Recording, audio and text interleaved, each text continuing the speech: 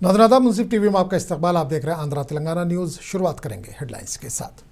सुर्खियों को पेश करने में ताउन किया है डॉक्टर ऑर्थो ऑयल के साथ साथ डॉक्टर ऑर्थो कैप्सूल्स साथ लेना ना भूलें। तेलंगाना असेंबली का बजट इजलास दूसरे दिन जारी। गवर्नर के खिताब पर शुक्रिया की तहरीक पर हो रही है बहस।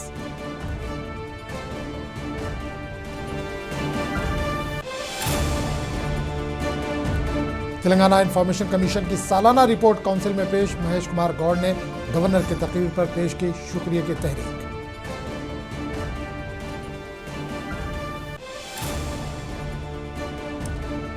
रिटायर्ड मुलाजमीन के मसाइल पर असेंबली में BRS की करारदाद। ज़ेरे इल्तवा फवायद, ग्रेजुएटी और वाजिबात फौरी अदा करने साबिक वजीर का मुतालबा। मोइनाबाद फार्म हाउस मामले में BRS ने रोहित रेड्डी को जारी किया नोटिस। 7 दिन के अंदर जवाब दाखिल करने की दी हिदायत।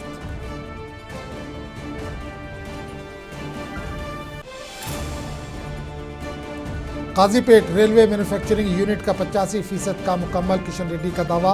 हिंदुस्तानी रेलवे की सलाहियत में होगा इजाफा। मरकजी वजीर का तासुर। अमरावती में हज हाउस तामीर करने चंद्रबाबू नायडू का वादा। चीफ मिनिस्टर आंध्र प्रदेश की विजयवाड़ा में सरकारी दावत इफ्तार में शिरकत।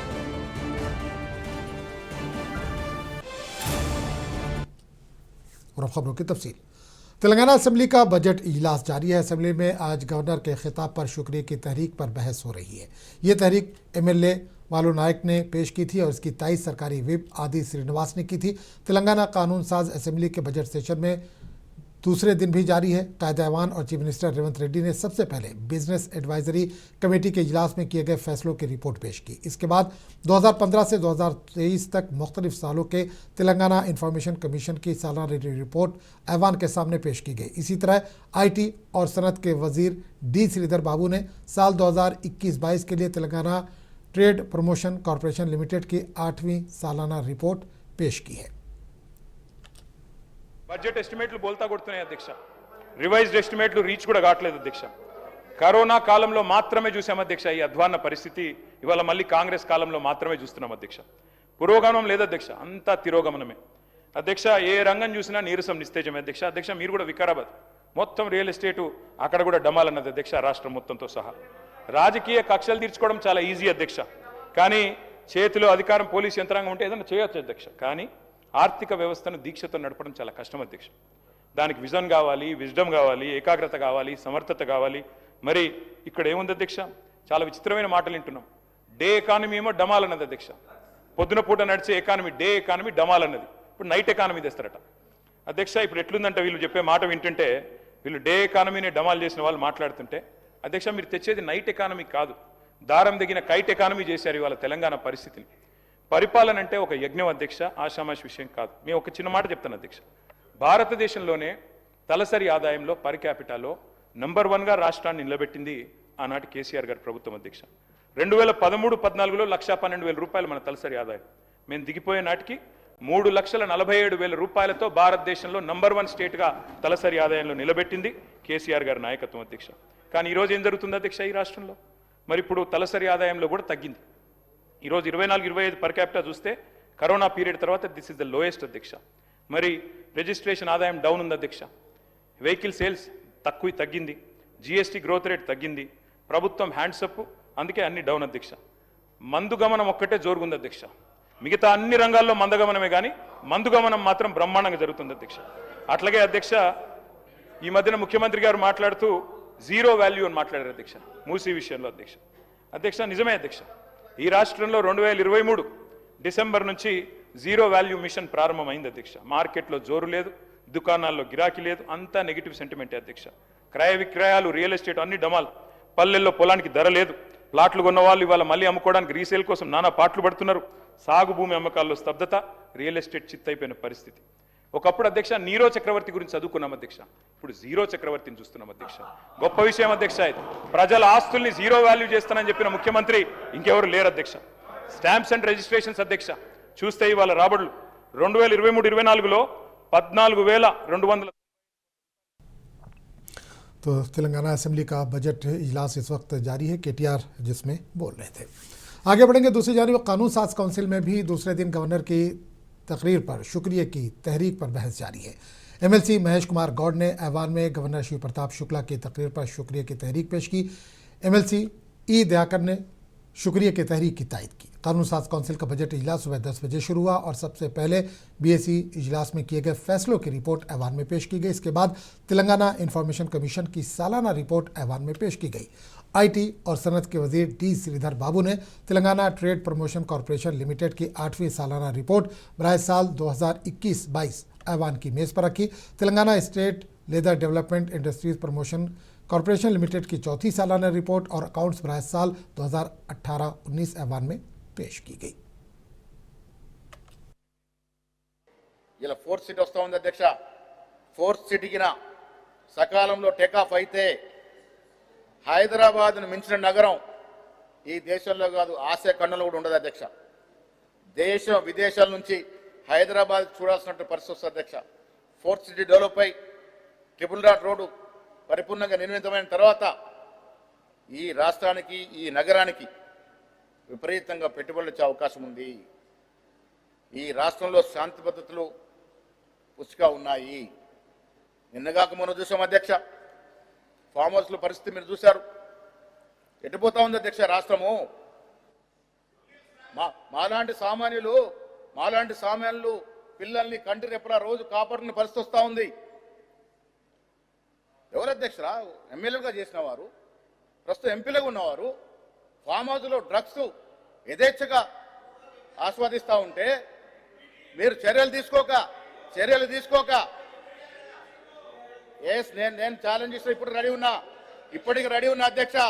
రేపంటే రేపు నేను మా ముఖ్యమంత్రి గారిని తీసుకొస్తా, మీరు మీ నాయకుని తీసుకురండి. మొదట వాళ్ళు టెస్టులు చేద్దాం అధ్యక్ష. డ్రగ్ టెస్ట్ పోవాల్సిందే. కేసీఆర్ తో పాటు ముఖ్యమంత్రి మా రేవంత్ రెడ్డిని తీసుకొస్తా, డ్రగ్ టెస్ట్ చేద్దాం. తర్వాత మీరు మేము అందరం అధ్యక్ష. టీఆర్ఎస్ వారు ఎవరెవరికైతే బీఫామ్లు ఇచ్చారో అందరూ కూడా టెస్ట్ కు రెడీగా ఉండాలి అధ్యక్ష.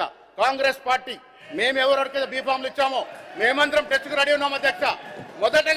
మొదటగా టెస్ట్ చేసుకోవాల్సింది మా ముఖ్యమంత్రిని ఒప్పిస్తాను అధ్యక్ష. రేవంత్ రెడ్డి గారు ముందు వరుసలో ఉంటారు, మీరు కేసీఆర్ తీసుకురండి. ఇద్దరు సభా ప్రతిపక్ష నాయకుడు ఇద్దరు కూడా టెస్ట్ జరగాల్సింది అధ్యక్ష. ఈ రాష్ట్రాన్ని డ్రగ్స్ रिटायर्ड मुलाजमीन के मसाइल पर असम्बली में बीआरएस ने करारदाद पेश की। साबिक वजीर हरीश राव और बीआरएस एमएलएज ने असम्बली के सेक्रेटरी को इल्तवा की करारदाद पेश की। बीआरएस ने मुतालबा किया कि ज़ेर इल्तवा रिटायरमेंट, फ़ायद, ग्रेजुएटी और जीपीएफ के वाजिबात फौरी तौर पर अदा किए जाए। साबिक वजीर हरीश राव ने कहा कि वाजिबात की अदम अदायगी के बायस रिटायर्ड मुलाजमीन को शदीद मुश्किलात का सामना है। इन्होंने कहा कि मौजूदा बजट में रिटायर्ड मुलाजमीन के वाजिबात के लिए फ़ंड्स मुख्तस किए जाएँ।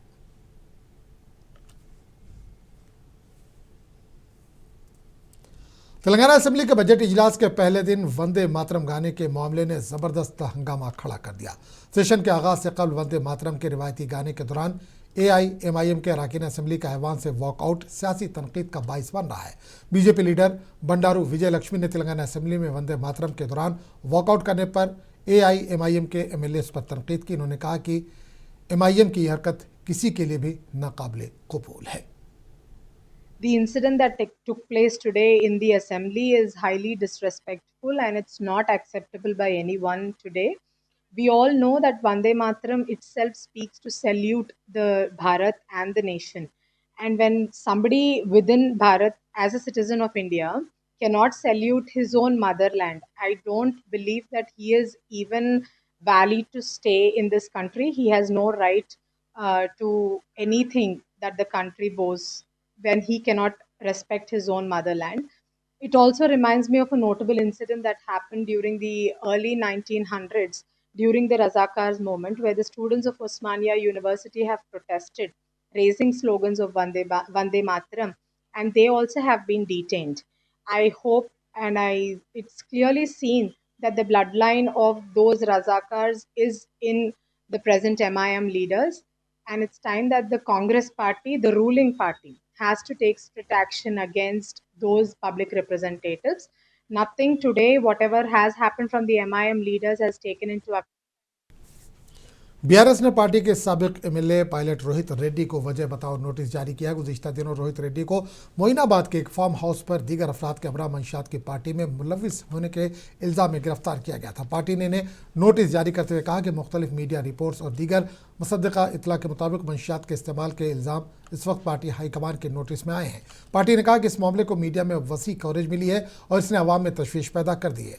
बीआरएस ने कहा कि वो एक जिम्मेदार सियासी तंजीम के तौर पर कानूनी उसूलों और अखलाकी इक़्तिदार की पासदारी के लिए पुरअज़्म है। पार्टी गैर कानूनी सरगर्मियों बिलखुसूस मंशियात के इस्तेमाल या इनके साथ किसी किस्म के ताल्लुक़ की मुकम्मल मुखालफत करती है। नोटिस में मज़ीद कहा गया है कि इस सिलसिले में पार्टी मामले में बहुत संजीदगी से ले रही है, क्योंकि मज़कूरा वाक़े से पार्टी की साख को दागदार होने का ख़दशा है। इसलिए पार्टी सदर के चंद्रशेखर राव की हिदायत के मुताबिक आपको हिदायत देते हैं कि इस नोटिस की वसूली की तारीख से 7 दिनों के अंदर आप पर लगाए गए इल्ज़ाम पर वाज़ेह और जामे तहरीर वजाहत पेश करें।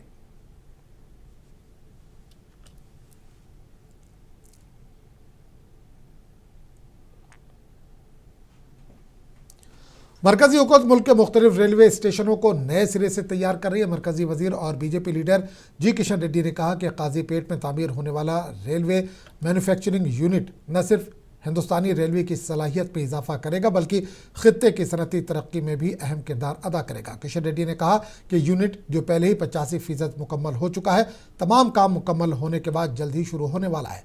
मरकजी वजीर ने कहा कि इस यूनिट के तैयार होने के बाद यह हिंदुस्तानी रेलवे की सलाहियत में इजाफा करेगा, जिसकी वजह से मुसाफिरों को बड़ी राहत मिलेगी। किशन रेड्डी ने मजीद कहा कि इस प्रोजेक्ट पर जुमला 521 करोड़ रुपये से ज़ायद खर्च किया जा रहा है।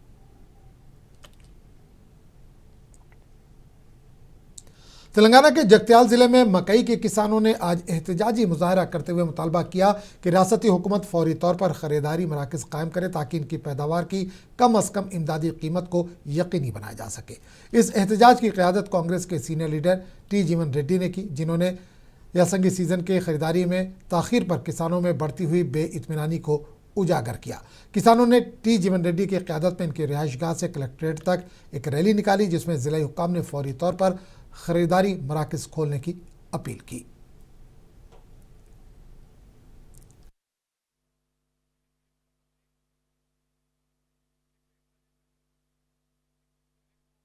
ధాన్యానికి ప్రత్యామ్నాయంగా ఆరుతడి పంటలను ప్రోత్సహించాలని చెప్పిన ప్రభుత్వం కూడా భావిస్తున్నది. ఇలా ఆరుతడి పంటల్లో ప్రధానంగా ఏదైతుందో రైతుకు కొంత మీద గిట్టుబాటు అయ్యేది కేవలం మొక్కజొన్నని మాత్రం చెప్పక తప్పదని చెప్పండి. మొక్కజొన్న సాగు సంబంధించి అంటే వాస్తవంగా అనేక ప్రతికూల పరిస్థితులు ఉన్నాయి. దానికి కోతుల బెడద ఒకవైపు, ఎందుకంటే రాష్ట్రంలో కోతుల బెడద ఇంత తీవ్రంగా పెరిగిపోయింది కదా అని చెప్పారంటే, అంటే అసలు కోతుల నివారణ కొరకు రాష్ట్ర ప్రభుత్వం ప్రత్యేకంగా దానికి కుటుంబ నియంత్రణ కార్యక్రమం చేపట్టాలి, పునరుత్పత్తి నిలిపివేయబడే విధంగా ఏదైతే కార్యక్రమం చేపట్టాలని చెప్పని కూడా పలు సందర్భాల్లో రైతాంగం ప్రభుత్వం విజ్ఞప్తి చేసింది.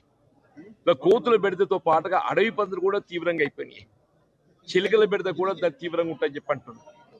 ఏది ఏమైనా కానీ ఇన్ని ప్రతికూల పరిస్థితుల్లో కూడా రైతాంగం ఏదైతుందో వరి ధాన్యానికి ప్రత్యామ్నాయంగా మొక్కజొన్న సాగు చేయడానికి కొంత మరి ముందుకు రావటము, దానికి ఒకే కారణం ఏంటంటే మద్దతు ధర 2400 రూపాయలు పర్ క్వింటల్ ఉన్నది. ఇలా ఉత్పత్తిలో కూడా ఏదైతే ప్రతి ఎకరానికి కనీసం 30 క్వింటల్ల నుండి 35 క్వింటల వరకు మనకు ఉత్పత్తి వచ్చేటువంటి అవకాశం ఉంది.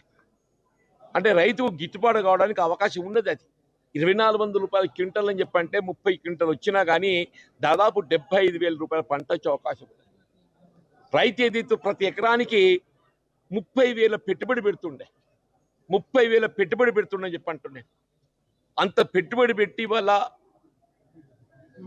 ఈ ప్రతికూల పరిస్థితులను ఎదుర్కొని పంట చేతికొస్తే ఆ పంట విక్రయించుకోవాలని చెప్పంటే మార్కెట్కి వెళ్ళే వరకల్లా 2400 రూపాయల మద్దతు ధర అది వల్ల 1700 1800 కూడా పలకడం లేదని చెప్పి जीएचएमसी कमिश्नर आरवी कर्नन ने जुबली हिल्स सर्किल का अचानक दौरा किया। इस मौके पर इन्होंने अहदेदारों को हिदायत दी कि वो शहर हैदराबाद को साफ सुथरा बनाने के लिए इक़दाम करें।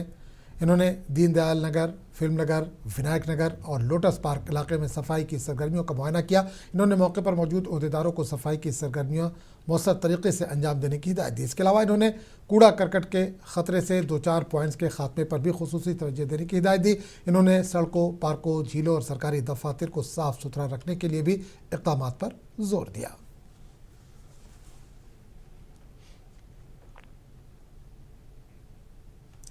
साबिक वजीर प्रशांत रेड्डी और एमएलए कौशिक रेड्डी ने मिर्चल हल्के में पोचारा म्यूनसिपलिटी के तहत मुनक़िदा यौम ख़वातीन के प्रोग्राम में शिरकत की। इस मौके पर तकरीब में शिरकत करने वाली ख़वातीन में साड़ियाँ तकसीम की गईं। इस प्रोग्राम में यूथ कायदीन डॉक्टर भद्रा रेड्डी, डॉक्टर प्रीति रेड्डी, साबिक मेयर्स वेंकट रेड्डी, पोची रेड्डी और दीगर ने भी शिरकत की। इस मौके पर खिताब करते हुए साबिक वजीर ने कांग्रेस हुकूमत को तनकीद का निशाना बनाया।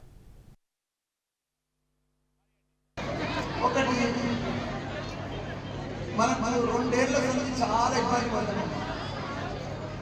కాంగ్రెస్ వచ్చింది, నీళ్ళు వస్తాయి. నేను ఎక్కువ విమర్శించాను. 4 ఏళ్ళు చెప్తా, మీకు అన్ని తెలుసు. మీరు బాధలు పడుతున్నారు, బాధలు ఏముతున్నారు, అనుభవిస్తున్నారు. కాంగ్రెస్ వచ్చినాక ఇంత బాధలు మనం కరోనా టైంలో కూడా పడలేదు. అంతకంటే ఎక్కువ బాధలు పడుతున్నారు మనం. కేసీఆర్ నీళ్ళు వచ్చి ఇప్పుడు వారాలు వస్తలేవు. ఇప్పుడే వారాలు వస్తలేవు.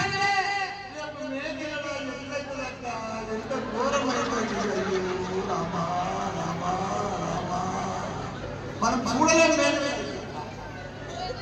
కాబట్టి ఉచిత బస్సు, ఉచిత ఫ్రీ బస్ మొదలు పంపించారు. కానీ ఇప్పుడు ఆ బస్సులే చూసి చూసి చూసి మనకే బేగాలు వచ్చి ఆటో వాళ్ళకి డబల్ ఛార్జీలు ఎక్కువైపోయి ఇప్పుడు ఉచిత బస్ అనే కార్యక్రమం వార్తలకేమో సంక్రాంతి డబల్ ఛార్జీలు వచ్చింది. డబల్ నీ తన వైద్యాన్ని ఆలోచన చేస్తుంది. ఉల్టా ఇటువంటి ప్రభుత్వాన్ని మనం ఎదుర్కొంటుంది.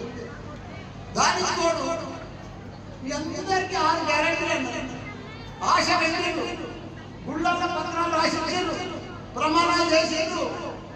మా ఆడబిడ్డలకు వీళ్ళందరికీ కాలేజీలకు స్కూటీలు ఇస్తున్నారు, మురిపించారు. కొన్ని ఫ్రీ స్కూటర్ వస్తుందని, ఫ్రీ స్కూటర్ వస్తుందని డబ్బా ఎవరి మాయమాట చేసి మా చెల్లెళ్ళకి కూర్చున్నదందరికీ 2500 ఇస్తారు. 2500 లేవు, 2 రూపాయలు మొత్తం అవ్వకు అవ్వకు మనం తాతే 2000 వస్తుంది. चीफ मिनिस्टर आंध्र प्रदेश चंद्रबाबू नायडू ने कहा कि अमरावती में हज हाउस तामीर किया जाएगा। इन्होंने ऐलान किया कि इमामों और मौजिनों को 45 करोड़ रुपए के बकाया एजाजिया की अदायगी फौरी तौर पर कर दी जाएगी। चीफ मिनिस्टर ने विजयवाड़ा में हुकूमत की तरफ से दिए गए इफ्तार डिनर में भी शिरकत की। इस मौके पर इन्होंने दुआ में शिरकत की और उम्मत मुस्लिमा को रमज़ान की मुबारकबाद दी। बाद अज़ा इज्तिमा से खिताब करते हुए चीफ मिनिस्टर ने कहा कि मखलूत हुकूमत के इक़्तिदार में आने के 21 माह के अंदर मुस्लिम कम्युनिटी के लिए कई फलाही स्कीमें नाफिज की गई हैं। इन्होंने कहा कि कड़पा में नामुकम्मल हज हाउस को जल्द ही फ़ाल कर दिया जाएगा। इन्होंने हुकूमत की तरफ से किए गए फलाही इक़दाम पर रोशनी डाली, जिनमें NTR भरोसा के तहत 4.38 लाख मुसलमान फ़वाद हासिल कर रहे हैं। वज़ीर आला ने कहा कि अहल इमामों को सरकारी काजी मुकर्रर किया जा रहा है। चीफ मिनिस्टर ने मज़ीद कहा कि विजयवाड़ा एम्बार्केशन पॉइंट से 347 आज़मीन हज के लिए इंतजाम किए जा रहे हैं।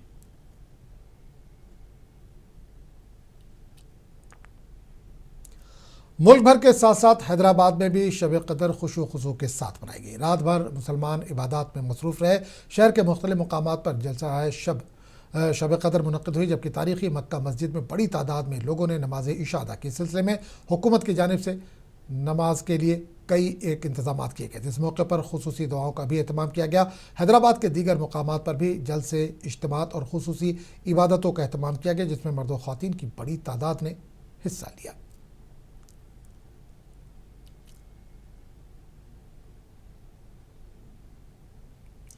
हैदराबाद की सिटी सेंट्रल लाइब्रेरी के मुलाजमीन की जानिब से कल शाम दावत इफ्तार का एहतमाम किया गया। लाइब्रेरी के चेयरमैन रियाज ने कहा कि इफ्तार डिनर भाईचारे की अलामत है। इन्होंने कहा कि रमज़ान का महीना अमन, भाईचारे, नज़्म ज़ब्त और रवादारी का महीना। इन्होंने कहा कि पंजगाना नमाजों के साथ साथ सबको अल्लाह से दुआएं मांगनी चाहिए और हम सबको नबी करीम सल्लल्लाहु अलैहि वसल्लम के बताए हुए रास्ते पर चलना चाहिए।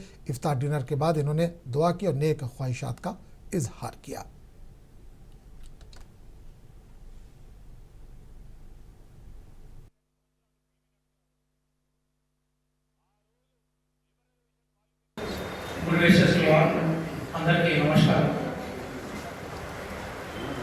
ये महीने वो तो कीमत का महीने है।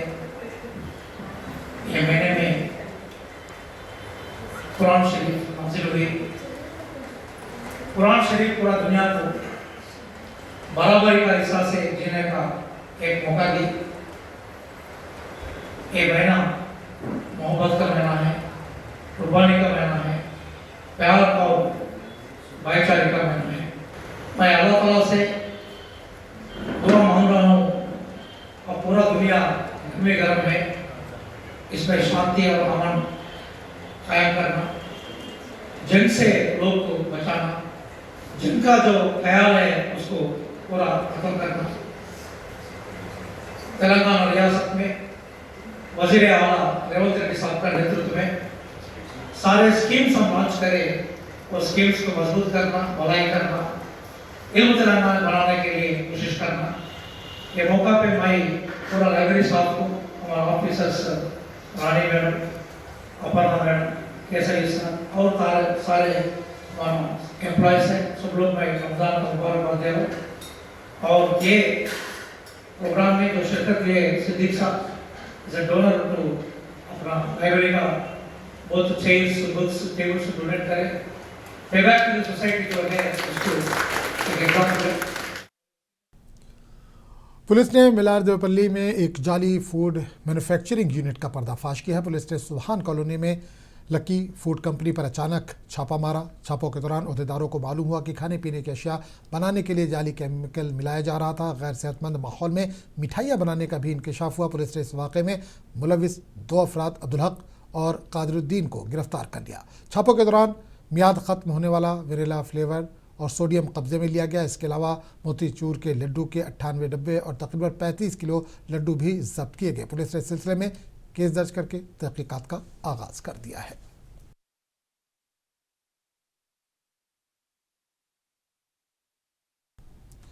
एपी के महकमा एक्साइज टास्क फोर्स के अहदेदारों ने एमगनूर में वेंकटापुरम कॉलोनी का मुआयना किया। यहाँ पुलिस को एक झोपड़ी में गैर कानूनी तौर पर जखीरा शुदा शराब की बोतलें बड़ी मिकदार में हासिल हुई, जिनकी कीमत तकरीबन 6 लाख रुपए बताई जाती है। साबिक फौजी अंजनीलू की शिनाख्त इस शराब कारोबार के तौर पर हुई है। पुलिस को इतला मिली थी कि फौजियों के ट्रंक बक्सों में रेलवे के जरिए शराब लाई और फरोख्त की जा रही है। इस सिलसिले में पुलिस ने साबिक फौजी के खिलाफ 3 गैर कानूनी शराब के मुकदमात दर्ज कर लिए हैं।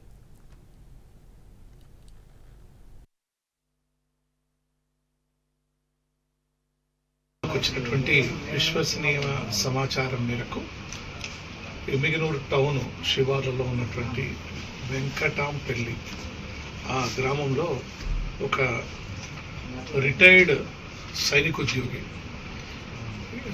మద్యాన్ని తెచ్చి అమ్ముతున్నట్టుగా మాకు ఇన్ఫర్మేషన్ వచ్చింది. మేము వెంటనే అతని మీద నిఘా పెట్టాము. అతని పేరు పి ఆంజనేయులు, వయస్సు 43 సంవత్సరాలు. అతనికి ఎమ్మిగనూరు పట్టణంలో ఇల్లు ఉంది. అదేవిధంగా ఆ పక్కన చుట్టుపక్కల కూడా కొన్ని ఇల్లు ఉన్నాయి. వీటన్నిటిని మేము సోదా జరిపాము. అతనికి వెంకటాపురం కాలనీలో, వెంకటాపురం గ్రామంలో అతను చెందినటువంటి ఒక కొట్టం, ఒక ఇల్లు మేము తనిఖీ చేస్తే అందులో 55 బాక్సుల అరుణాచల్ ప్రదేశ్కి చెందినటువంటి మద్యం సీసాలు మాకు దొరకడం జరిగింది. 55 బాక్సులు. मुबैना अराजी तनाज़े पर हनमकुंडा कलेक्ट्रेट में एक नौजवान ने खुदकुशी की कोशिश की, ताहम पुलिस ने इसे बचा लिया। तफसीलात के मुताबिक एक नौजवान कलेक्ट्रेट के बिल्डिंग पर चढ़ गया और खुदकुशी की धमकी देने लगा। मुकामी लोगों ने समझाने की कोशिश की, ताहम वो अपने मुतालबात पर डटा रहा। इस दौरान पुलिस की कोशिश उस वक्त कामयाब हुई जब इसने नौजवान को इंतहाई इक़दाम करने से रोक लिया।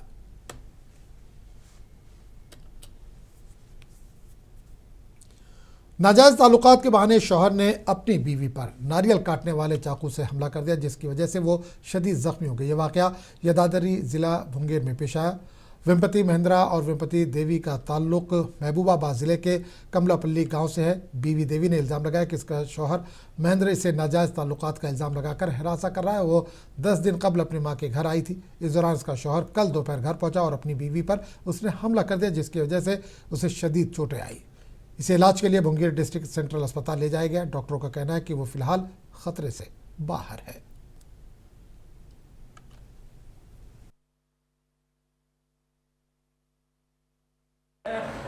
వాడంతా ముందు 10 రోజులే కొట్టి ఏదో కొడుతుంటే వాళ్ళ ఆడబిడ్డలు గిట్ట ఉండి మీ అమ్మ కాడికి పో వాడు చంపుతాడు అలాంటి కొడుకుడు ఉంటే చంపుతాడు మీ అమ్మ కాడికి పోవాలి నాకు కూడా ఫోన్ చేసి పంపించారు 10 రోజులు అయింది వాడు నిన్న ఎక్కడి నుంచే చూసుకుంటూ ఉన్నాడు మేము పూల షాప్ కాడ ఉంటాం రోడ్డు మీద ఆ షాప్ కాడ మా బిడ్డను కూడా కూర్చోబెట్టుకున్నా ఇంటికాడ ఉంటే ఒక महाराष्ट्र के भिवंडी में एलपीजी ब्लैक मार्केट के रैकेट का पर्दाफाश हुआ है। पुलिस ने 330 सिलेंडर जब्त किए। पुलिस ने बताया कि एक छापे में थाने जिले के भिवंडी कस्बे में एक निजी हाथे से 84 एलपीजी सिलेंडर जब्त किए गए, जिसके नतीजे में 3 अफराद के खिलाफ ज़रूरी अशिया एक्ट के तहत मुकदमा दर्ज किया गया। ये कार्रवाई मगरबी एशिया के बहरान के पेश नज़र घरेलू गैस सिलेंडरों के ज़ख़ीरा अंदोज़ी और ब्लैक मार्केटिंग को रोकने के लिए बढ़ती हुई चौकसी के दरमियान हुई है।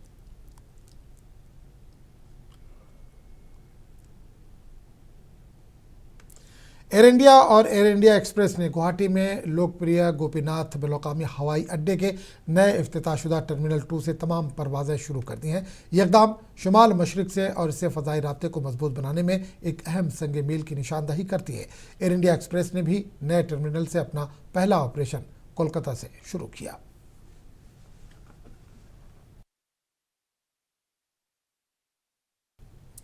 मगरबी एशिया में तनाज़े ने कर्नाटक के पोल्ट्री इंडस्ट्री को शदीद धक्का पहुंचाया है। ईरान से अंडों की बरामदात रुक गई है, जिससे पोल्ट्री फार्म्स शदीद बहरान का शिकार है।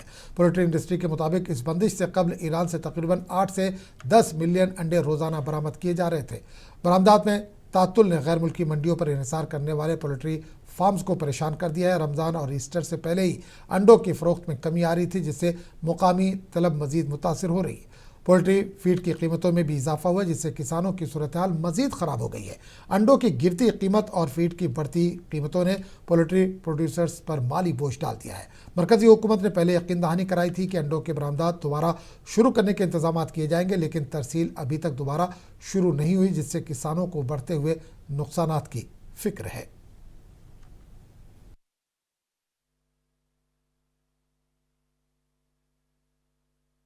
Current scenario of the poultry industry is very bad. Actually, the moment the war started, egg export stopped immediately. India used to export around 80 lakhs to 1 crore eggs every day. So that has stopped all of a sudden. That has created a big panic in the poultry circle. So all of a sudden, because of this stoppage, those eggs we have to sell it in India itself. The egg exports are being happened. The egg exports were happening in Namakkal. That is इस bulletin में फिलहाल इतना ही। अगले bulletin में आपसे फिर मुलाकात होगी। आदाब।